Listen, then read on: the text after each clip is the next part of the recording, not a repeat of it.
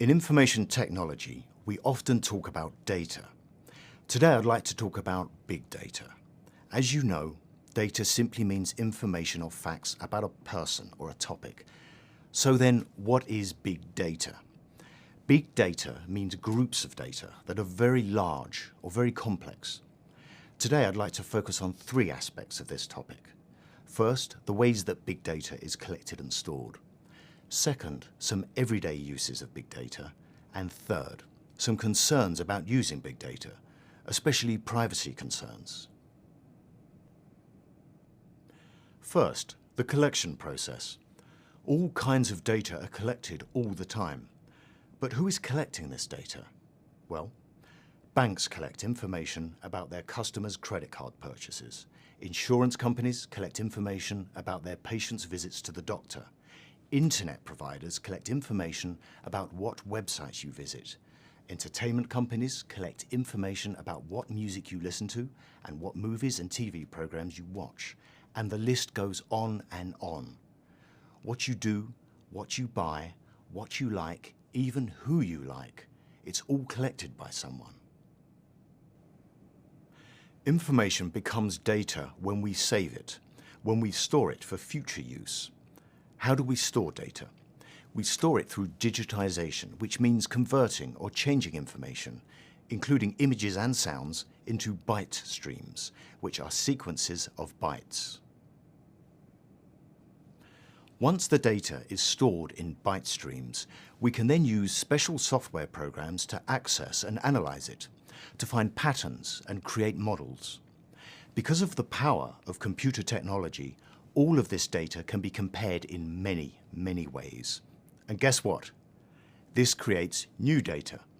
More and more data every moment. In fact, the amount of data in the world is increasing all of the time. Some say the amount of data doubles, increases 2 times every 2 years. Now, let's look at some uses of data. Maybe you're thinking, so, there's a lot of data in the world. So what? Well, one way to look at big data is to consider the potential benefits for individuals. You may not realize it, but our lives are affected by big data every day, probably in some ways you don't even think about. For example, when I woke up this morning, I made coffee and then checked the weather. I wanted to know, is it going to rain? Should I take my umbrella? And, thanks to big data, I saw that yes, the forecast called for rain. Forecasts come from weather scientists who collect large amounts of weather data, like temperature changes and cloud movement, analyze it with computers, and then look for weather patterns, all so they can accurately predict the weather. And yes, help us make decisions.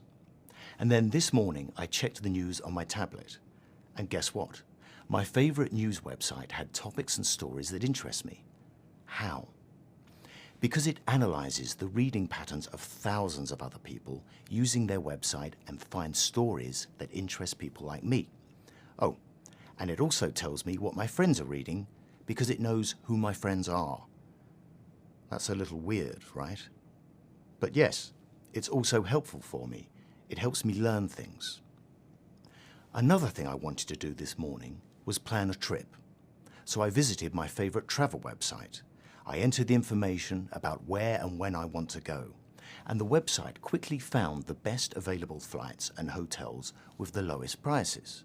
With just a few clicks, and before I'd finished my morning coffee, my trip was planned, all using big data. Another benefit for me, it saves time. After I booked my trip, I checked the map app on my phone to plan my trip to the airport. I entered the day and time I planned to go. Then big data analyzed the traffic patterns and told me the best route to the airport from my house and how much time it should take me to get there. So I won't have to worry about being late. And that helps me too. Less stress. So those are some everyday uses of big data and some ways that big data helps us in our everyday lives. And clearly, big data does have benefits. But we also pay a price for these benefits. Big data is following us, and our right to privacy is in danger. Every time we use our phones, make a credit card purchase, or surf the web, we leave a trail of evidence. Same thing when you apply for a credit card, or insurance, or a loan. When you apply for a job or for a school, you're leaving a trail, and data collectors are following it.